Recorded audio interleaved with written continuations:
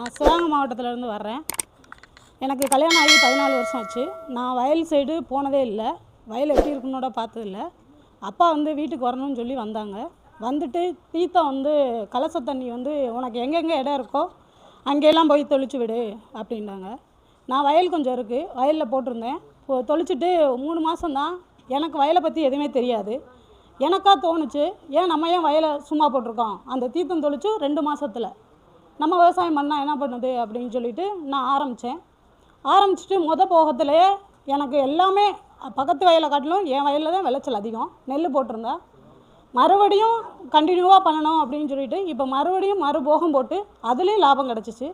இப்போ மறுபடியும் மாடு 2 வாங்கி அதில் வந்து புல் எல்லாமே வச்சுட்டு எல்லாமே எனக்கு அப்பா வந்துட்டு சொன்னதுக்கப்புறம் நிறையா விஷயம் நடந்திருக்கு.